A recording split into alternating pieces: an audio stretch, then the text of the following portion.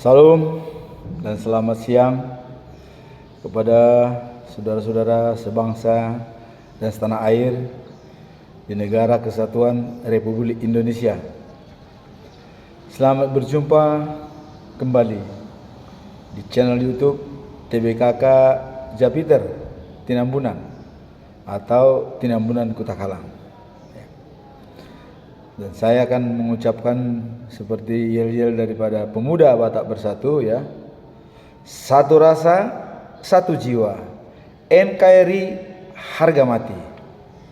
Nah, inilah slogan daripada pemuda Batak Bersatu.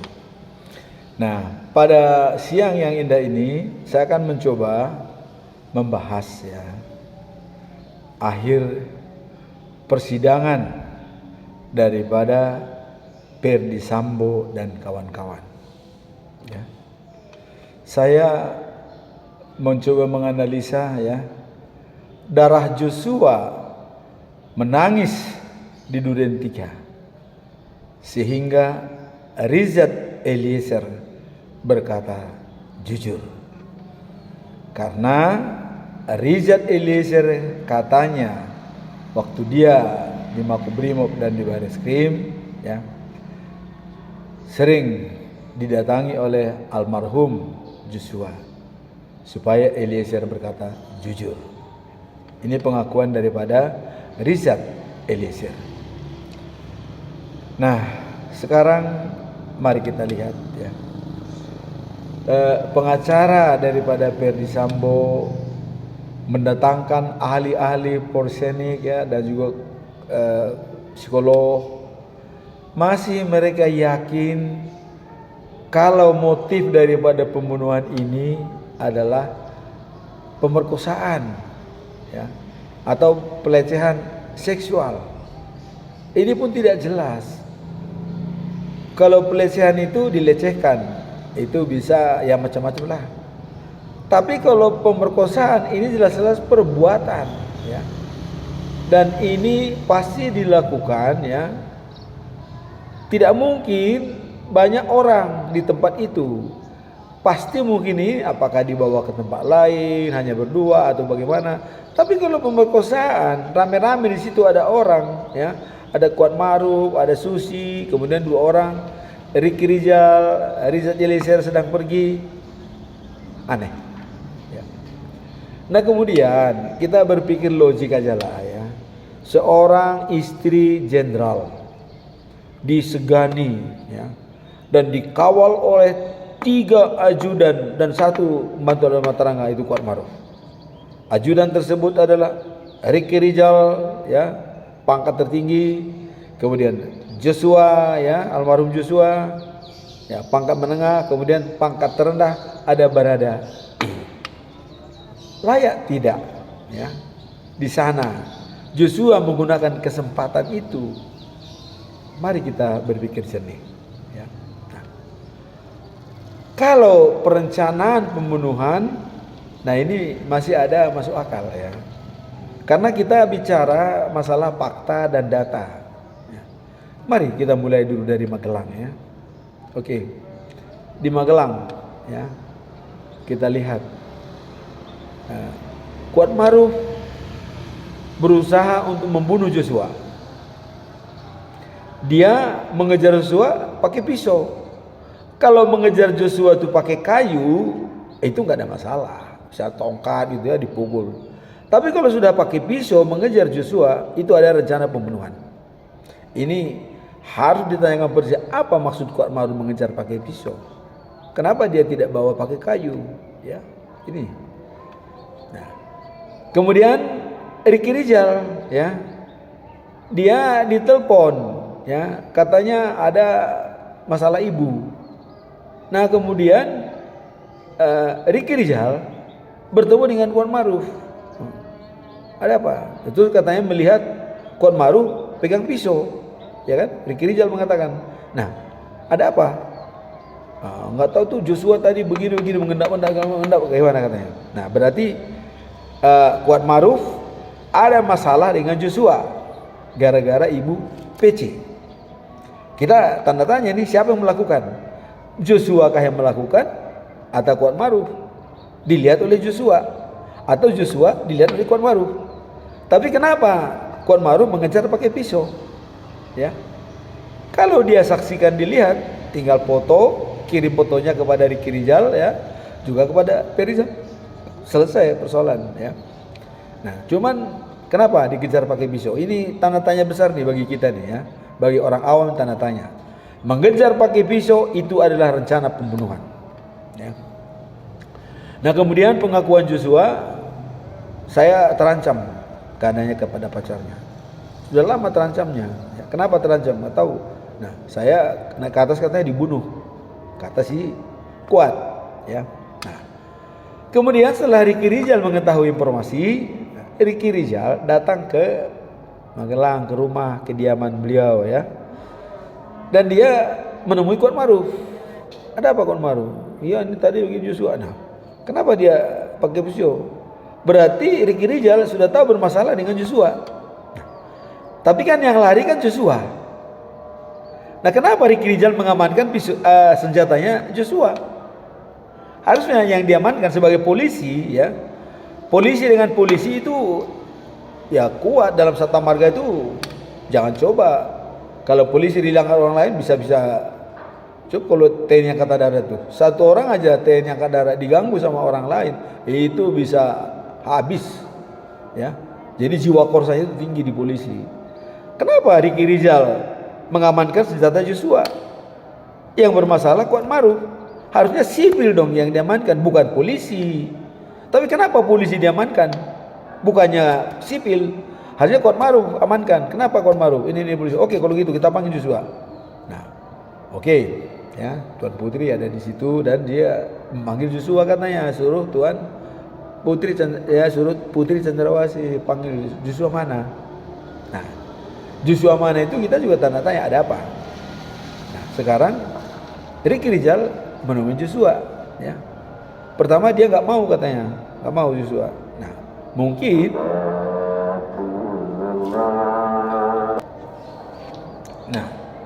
jadi kenapa Kuat Maruf mengejar Joshua?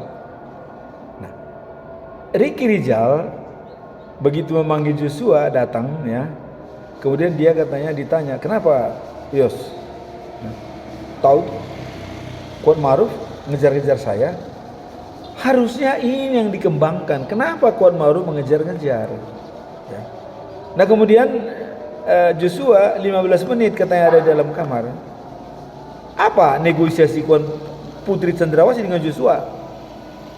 Apakah Putri Cendrawasih mengatakan, Jos, kamu sudah tahu banyak rahasia, ya, siapa tahu seperti itu, ya. Karena mulai dari Jalan Bangka pun, ya, waktu Richard Eliezer bersaksi mengatakan bahwa, nah, jadi waktu di Jalan Bangka, ya, ini kesaksian Richard Eliezer. Dia melihat di sana ada Joshua, ada Putri Cendrawasih, dan ada Ferdy Sambo. Kemudian Joshua mengatakan, Cat, kamu tunggu di luar, ya, tidak boleh masuk ke dalam. Nah, setelah itu datanglah katanya seorang putri cantik, ya, dari luar masuk ke dalam, ya. Dan kita tidak tahu kenapa ada gadis cantik ini masuk ke dalam. Nah, di dalam sudah ada Putri Cendrawasih, ada Joshua, ada Ferdy Sambo. Apa pembicaraan mereka di dalam? Nah, apakah si cantik ini temannya Sambo? Dan kenapa ada Joshua? Apakah Joshua memberitahu kepada Tuan Putri, ya, Tuan PC? Nah, kemudian diklarifikasi dari sana oleh Ferdy Sambo. Sehingga gadis cantik itu katanya keluar nangis-nangis. Kenapa dia nangis-nangis? Apakah dimarahin oleh Tuan Putri? Atau apakah, ya, tidak lagi ada hubungan dengan Ferdy Sambo? Nah, kemudian apa perannya Joshua di situ? Apakah dia yang memberi informasi sebagai informasi kepada Bu Putri karena sudah menganggap ibu sendiri, anak sendiri? Ini walau hanya Tuhan yang tahu pembicaraan mereka di sana. Dan Richard Eliezer sudah mengatakan yang sebenarnya bahwa ada di dalam Tuan Putri Cendrawasih dan ada Ferdy Sambo dan ada Joshua dan ada seorang gadis. Ya. Nah sehingga si gadis cantik ini katanya pulang nangis-nangis. Ya. Keluar dia nangis-nangis. Eliezer itu menyatakan itu. Nah jadi kembali kepada masalah yang di Magelang tadi ya. Apa dibicarakan oleh Putri Cendrawasih dengan Joshua selama 15 menit di dalam. Nah, kalau dia di sana berbuat pelecehan seksual atau pemerkosaan, loh kok ada Ricky Rizal, ada Kuat Maruf, ada Susi sudah di tempat itu? Enggak mungkin. Ya. Bagaimana mungkin dalam kesempatan itu? Dan apa yang dikatakan itu? Nah, mungkin sesuatu dikatakan oleh Putri Cendrawasih. Nah mungkin apakah dengan jawaban Joshua dia kecewa sehingga mengakibatkan dia sedikit marah ya. Nah, terus bagaimana dengan peran daripada Kuat Maruf ya? Kenapa Kuat Maruf mengejar Joshua pakai pisau? Nah inilah yang di Magelang perlu dianalisa kembali. Kemudian berangkat ke Jakarta. Nah yang berangkat ke Jakarta harusnya Ricky Rizal sama Kuat Maruf tidak ikut. Harusnya yang berangkat ke Jakarta itu adalah Putri Cendrawasih, Richard Eliezer, ya, dan juga Susi dan juga Joshua. Tapi kenapa berangkat ke Jakarta Kuat Maruf ikut, Ricky Rizal ikut? Nah kemudian Joshua biasanya bersama dengan Putri dari Jakarta juga bersama mereka. Kenapa pindah mobil, ya, ke mobil yang di drive oleh Ricky Rizal. Nah kemudian mobil Putri Cendrawasih dibawa oleh Kuat Maruf. Nah katanya di tengah jalan berganti supirnya ya, Ricky Rizal yang bawa. Nah oke lah ya. Soal keberangkatan mereka itu kenapa berangkat semua kita tidak tahu. Hanya mereka yang tahu itu apa rencana mereka yang telah dirancang ini. Ya. Nah kemudian sampai di Saguling. Ya. Sampai di Saguling ya. Katanya Ferdy Sambo mengklarifikasi kepada Ricky Rizal ya. Mengklarifikasi apakah Anda tahu masalah ada di Magelang? Ya kita tidak tahu pelecehan oleh siapa, ingin lecehkan siapa dan bagaimana peristiwa tersebut. Ya tentu Ricky Rizal tidak tahu Pak. Tidak tahu katanya. Ditanya tidak tahu. Nah, kemudian berani backup saya, ya. Saya mau klarifikasi kepada nanti Joshua. Ya. Nah, seharusnya Ferdy Sambo juga memanggil juga Joshua klarifikasi di situ, tapi dia mengatakan nanti saya klarifikasi ke Joshua. Apakah Anda berani, ya, membackup saya? Atau berani enggak nembak Joshua kalau dia melawan? Nah, kemudian Ricky mengatakan saya tidak kuat. Oke ya. Nah, kemudian Ferdy Sambo menyuruh Ricky, tolong panggil Richard Eliezer. Dipanggil Richard Eliezer ya. Nah, katanya waktu di Saguling itu Richard Eliezer sudah diberitahu oleh Ferdy Sambo, Joshua harus mati. Berarti bukan klarifikasi lagi, memang sudah harus dibunuh ya. Nah kemudian dikatakanlah kepada Richard Eliezer ya, nanti berani nggak nembak Joshua kalau dia melawan? Nah Richard siap ya. Richard pangkat yang terendah, dia tidak bisa menganalisa perintah tersebut. Memang itu sebenarnya nggak boleh. Harusnya dia juga mengatakan tidak berani. Tapi dia pangkat terendah. Apalagi ya Ferdy Sambo kan irjen, dia barada. Siapa tahu nanti dengan menembak itu dia bisa naik pangkat. Karena kalau betul-betul Joshua memang punya salah, ya. Tapi kan dia tidak terpikir itu kalau membunuh itu akibatnya seperti apa. dia mungkin nanti bisa naik pangkat, ya. Siapa tahu? Karena Ferdy Sambo itu jenderal, dia berada, dia perlu bekerja. Nah, dia perintah, ya nurut sama perintah. Itu kan, apalagi diberikan jaminan. Kalau kamu yang nembak, aman. Saya backup kamu. Wow, ini seorang jenderal mengatakan seperti itu. Ya pasti aman lah Richard ya. Nah, kemudian kalau saya nembak, tidak ada mengamankan kita. Nah, inilah kejadiannya. Nah, kemudian setelah terjadi di Saguling ada seperti itu ya. Nanti katanya dibuat cerita. Nah, alasan nanti setelah kau tembak Joshua ya, nah kita bikin skenario. Jadi sudah diperintahkan kalau Joshua sudah diinginkan mati. Jadi pada saat bicara Ferdy Sambo dengan Eliezer sudah menginginkan Joshua mati. Jadi sudah perencanaan matang. Sudah tidak bisa dibantah lagi karena sudah menginginkan kematian Joshua, ya. Nah, kemudian dikatakan kalau Joshua nanti sudah mati, kita akan buat skenario. Ibu dilecehkan, ya. Dia berteriak, kamu keluar, Joshua melihat ke atas, dia menembak, kamu tembak, Joshua mati. Itu skenario. Jadi sudah menginginkan kematian Joshua, apalagi kok malah pelecehan seksual dibongkar-bongkar oleh pengacara-pengacara daripada Ferdy Sambo. Apalagi ya Pak Ari Tonang ya, tolonglah sedikit ya. Ya jernihlah berpikirnya, ya lebih profesional lah ya. Cobalah bahas itu. Kenapa Ferdy Sambo menginginkan kematian Joshua? Ya. Kalau seandainya bukan alasan pelecehan seksual, apa alasannya? Nah, ini yang tidak terungkap ya. Harusnya juga hakim mengatakan pelecehan tidak ada. Sekarang apa alasan Anda membunuh Joshua? Udah, sehingga tidak ada lagi motif yang dikembar-gemborkan oleh pengacara gitu, ya.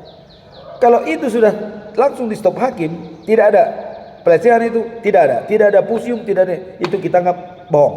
Sekarang apa alasan Anda membunuh Joshua? Selain daripada motif itu, nah, ini harus dikejar ya, karena sudah direncanakan Joshua harus mati. Nah, kau tembak dia. Kalau dia nanti sudah mati, ini skenarionya. Kau aman. Ya namanya Baradae kan di Eliezer mungkin, oh nah siapa tahu nanti nembak naik pangkat gitu. Apalagi mungkin ya ada dapat uang nanti ya. Seperti kita lihat dapat uang katanya 1 miliar ya kan. Nah, kemudian yang lain-lainnya 500 juta itu kan. Nah jadi anak buah itu mengabdi kepada pimpinan itu ya kuat. Nah apalagi dia nangis-nangis, ya. Richard kan tidak tahu kenapa Ferdy Sambo nangis. Katanya ibu dilecehkan, kalau saya marah ini begini. Nah, tentu Joshua kan jiwa korsanya kepada pimpinan, loyalitasnya muncul. Oke lah, saya nembak. Oh, walaupun selama ini Joshua adalah teman karib dia. Nah, jadi jangan salahkan Eliezer. Memang ini loyalitas kepada pimpinan. Dan juga diberikan jaminan. Ya, siapa tahu dia ada juga naik pangkat, cuma nggak diberitahu aja ya, kita tidak tahu ya.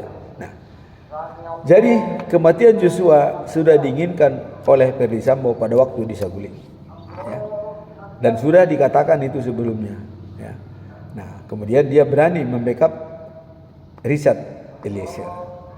Nah, cuman yang kita sayangkan Ricky Rizal ya.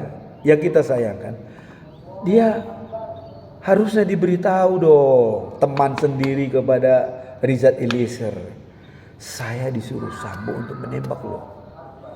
Nah bagaimana kamu nih, mau nggak? Atau kompaklah kita, bagaimana? Kita aja sama ajudan ini, masa kita disuruh bunuh orang, teman kita sendiri lagi, Joshua lagi. Coba, kita tidak tahu apa kesalahan Joshua, itu kan kata mereka. Nah harusnya Ricky Rizal harus mengatakan kepada Eliezer, kamu juga seharusnya seperti jawaban saya lah, tidak berani, tidak kuat. Jadi, nah, kalau jawaban seperti itu mungkin akan lain skenario kan gitu. Tapi Ricky Rizal tidak menyampaikan itu ke Richard Eliezer. Ini sebenarnya kekurangan daripada Ricky Rizal. Artinya dia juga berarti ingin kematian Joshua, ya. Karena dia tidak beritahu, harusnya diberitahu. Wah nanti kalau tembak Joshua mati, kalau Richard mau nanti, wah Joshua mati. Harus begitu berpikir seorang polisi kan. Nah, dan kemudian kalau kita lihat ya, Kenapa saya lihat ini bersekongkol ya, termasuk Ricky Rizal ya? Karena Joshua sudah meninggal. Dia masih menginginkan uangnya. Berpindah ke tangan dia. Orang sudah meninggal berapa hari, rekening Joshua pindah ke tangan dia. Berarti Ricky Rizal menginginkan kematian Joshua supaya uangnya diambil. Kan begitu. Logikanya kan seperti itu. Ya. Tapi kata Ricky Rizal atas perintah Putri Chandrawasih. Chandrawasih mengatakan tidak pernah saya perintahkan. Nah terus siapa? Nah berarti keinginan Ricky Rizal uang itu supaya dikuasai. Dan keinginannya supaya Joshua meninggal. Kenapa waktu Joshua meninggal? Harusnya ya sebelum selesai masalah jangan dulu diambil uangnya. Tapi mungkin karena mereka menganggap aman, wah ini di backup jenderal ya. Semua banyak terlibat dan juga pembina propam, wah udahlah skenario beres aman. Pada kenyataannya seperti sekarang ini. Nah. Jadi inilah yang perlu kita analisa. Ya. Hakim adalah wakil daripada Tuhan. Nah, kalau wakil daripada Tuhan berarti harus menganut kejujuran. Karena kejujuran itu sangat diperlukan. Nah, jadi tapi kita melihat hakim sangat fleksibel ya, dan sebenarnya sudah ada catatan hakim ini. Begitu dia pergi ke Saguling dan ke Duren 3 itu melihat situasi, bahkan menanyakan Ricky Rizal, jaraknya dekat sekali ya, dekat. Loh, Ricky Rizal sama Kuat Maruf ya hanya beda 3 meter lah dari jasad Joshua ya. Kemudian Ricky Eliezer ya paling sekitar 2 meter, jadi 1 meter belakang 3 meter. Masa tembakan segede gitu tidak kedengaran dan tidak melihat ya. Nah cuman mereka mungkin kalau mereka mengatakan melihat sudah akan kecewa Ferdy Sambo ya, mungkin karena ada iming-iming, kita tidak tahu ya. Nah jadi kalau menurut saya di sini ya, ketidakjujuran daripada Ferdy Sambo dan Putri Chandrawasih, ingat loh ya, kita sebagai orang Kristen, Tuhan tidak pernah tidur ya. Apalagi mengeluarkan darah. Kita ingat peristiwa ya, Kain dan Abel. Abel dibunuh oleh Kain. Darahnya menangis. Tuhan bertanya. Ini juga Tuhan bertanya. Kenapa Joshua itu dibunuh? Ya. Bahkan pengakuan Eliezer ya, dia selalu dibayang-bayangi oleh Joshua. Berkata jujur Eliezer. Nah, makanya Ricky Rizal mulai tanggal 6 Agustus dia berkata yang sebenarnya. Tapi aneh, pengacara masih mengatakan, kenapa kau berbohong tanggal 5? Ya tanggal 5 masih skenario. Bebas berbicara. Ya. Makanya dibilang yang bunuh itu Sambo, yang nembak Sambo. Karena dia sudah mau terancam ini. Ya kalau dia mau di baris krim, nanti dia di penjara, sudah selesailah, tamat riwayatnya. Ya, yang di luar ini bisa bermain-main semua. Sehingga kesalahannya semua Richard, yang membunuh Richard. Nah, dia nggak mau, ya kan? Nah, tapi baguslah.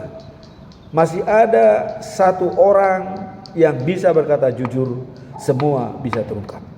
Makanya dia dilindungi oleh LPSK sebagai justice collaboration, ya kan? Justice kolaborator, dia jadi kolaborator dia.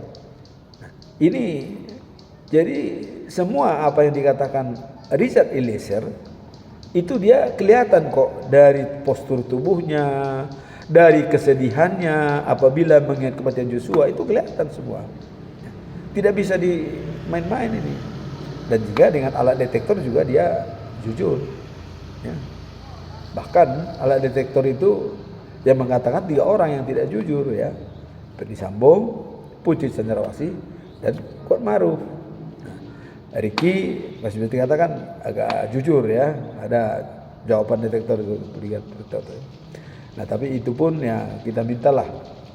Nah, jadi kalau saya melihat ini ya, apabila hakim nanti mengambil keputusan apakah ini dihukum mati, apakah seumur hidup, itu urusan hakim. Tapi ingat Pak Hakim adalah wakil Tuhan. Apabila Anda nanti menghukum tidak sesuai dengan undang-undang dan tidak sesuai dengan yang sebenarnya, ingat, Tuhan tidak akan diam. Bahkan bisa memberikan hukuman berat kepada yang menghukum. Sama dengan kepada Putri dan Ferdy Sambo ya. Kita dalam titah yang ke-10 itu ada titah yang ke-9 itu ya. Jangan berkata saksi dusta kepada sesama. Itu jelas itu perintahnya. Nah kemudian kalau kita langgar sesuatu itu dikatakan di arti daripada titah yang ke-10 ya, Tuhan tidak mau tahu apabila kita tidak mau bertobat. Dia akan membalaskannya kepada keturunan kita yang ketiga sampai ketujuh. Kalau kita tidak mengakui kesalahan, kalau kita tidak bertobat, ya. Nah, jadi kelihatannya di sini belum ada penyesalan kalau saya melihat. Belum ada pertobatan, masih tetap pelecehan, motif pembunuhan. Coba kalau motif pembunuhan itu adalah ini Pak sebenarnya, begini. Jelas. Ini diberikan alasan yang tidak masuk akal. Jadi masih tetap tanda tanya, ya. Hati-hati. Ya, ini Ferdy Sambo sebagai teman umat Kristen ya. Akuilah. Apalagi nanti mungkin setelah mau terdakwa ya diperiksa. Akuilah terus terang semua. Ya, tidak berpolemik lagi. Nah, kita juga ya kasihanlah nanti karena sampai anak-anak bapak yang sedang sekolah semua. Ini masa depan mereka yang perlu dipertimbangkan. Ya kalau kita orang tua seperti bapak apalagi udah selesai. Kalaupun penjara seumur hidup ya kalau umurnya sekarang 50 tahun, penjara 50 tahun, 100 tahun udah mungkin meninggal di penjara. Walaupun tidak dihukum mati, yaitu udah meninggal di penjara. Ya. Nah, jadi artinya kalau hukum itu dijalankan sudah selesai. Nah, jadi kepada anak-anak kita lah ya, kita tanamkan. Ini pesan saya kepada anak-anak ya yang masih sekolah dan ada sekolah di Taruna di Magelang ya, dan juga ada beberapa orang lagi ya, ini yang perlu. Apalagi masih punya anak kecil ya. Nah, tapi kalau terus-terusan nanti misalnya mengatakan yang tidak sejujurnya, ini bisa berakibat kepada mereka. Bahkan Tuan Putri Chandrawasih malah iri waktu Joshua dimakamkan secara militer. Nah ini kan urusan polisi, ini kan urusan Kapolri ini. Jadi nggak bisa Putri Chandrawasih mengatakan saya iri apa, ya harusnya ya udahlah terima kasih lah, selamat jalan lah kepada Jos, kamu sudah tenang di surga, udah begitu aja ya. Nah jadi saya katakan tadi darah Joshua menangis di Duren 3. Eliezer berkata jujur karena Joshua selalu membayangi Eliezer pada waktu katanya dalam dia mimpinya. Nah ini adalah suatu kesaksian daripada Richard Eliezer. Semoga ya dengan persidangan Ferdy Sambo dan kawan-kawan menjadi pelajaran bagi kita. Artinya saya mengatakan yang lalu, Aristoteles mengatakan ya, semua orang berhak untuk marah dan boleh marah. Tetapi kunci daripada kemarahan itu ya jangan dilampiaskan dan jangan dipendam. Kelola amarah itu dengan baik. Artinya marahlah kepada orang pada waktu yang tepat, tujuan yang tepat ya. Nah, dan orang yang tepat. Saya kira clear. Misalnya ya, kalau mau marah kepada Joshua mengklarifikasi, kumpulkan semua. Ada Ricky Rizal, ada Kuat Maruf, ada Richard Eliezer, ada Putri Chandrawasih, ada Susi. Tanya, Jos, kamu melecehkan ibu. Kenapa? Ya, apa jawaban Joshua? Mungkin dia mengingkar. Oh enggak Pak, saya hanya melihat begini. Ya bisa saja. Jadi itulah. Jadi kita mengelola amarah itu dengan baik, tidak dilampiaskan dan juga tidak dipendam. Itu. Tapi kelolalah marah itu dengan baik. Ya, seperti tadi panggil semua, ya kelola, beres. Toh kan sudah terjadi. Ya, Kalau benar-benar pelecehan dan perkosaan itu terjadi, kan sudah terjadi. Tinggal bagaimana represi akibatnya ini dibicarakanlah. Kan Bapak kan seorang jenderal ya, punya kekuatan, apalagi polisinya polisi, wah udahlah ya. Masa seorang istri jenderal desa, nggak mungkin. Dan juga kita berpikiran juga dikawal oleh ajudan di sana beberapa orang ya, di Magelang ya. Nah, jadi marilah berpikir jernih. Jadi saya mohonlah kepada hakim dan juga jaksa, sudahlah pada relnya ya, artinya sesuai dengan aturan ya. Tapi ini pesan kepada para terdakwa, mungkin kesempatan terakhir nih. Pada waktu nanti pihak terdakwa, berkatalah sejujurnya di situ. Itu terakhir. Tapi kalau tetap berkata yang tidak jujur, maka ya saya sudah melihat gelagat hakim juga, jaksa pun akan sudah punya konsep tersendiri. Nah, demikian yang bisa saya sampaikan pada siang hari ini. Semoga channel ini tetap eksis dan bisa berkembang untuk menganalisa masalah-masalah yang ada dalam sosial kemasyarakatan. Sekian dari saya, dan apabila ada kata-kata saya yang kurang berkenan di hati daripada pendengar dan bapak-bapak semua, saya mohon maaf yang sebesar-besarnya. Dan tolong channel ini ya di-subscribe, di-share dan di-like untuk bisa berkembang lebih baik lagi di hari-hari yang akan datang. Sekian dan terima kasih. Tuhan memberkati kita semua. Amin.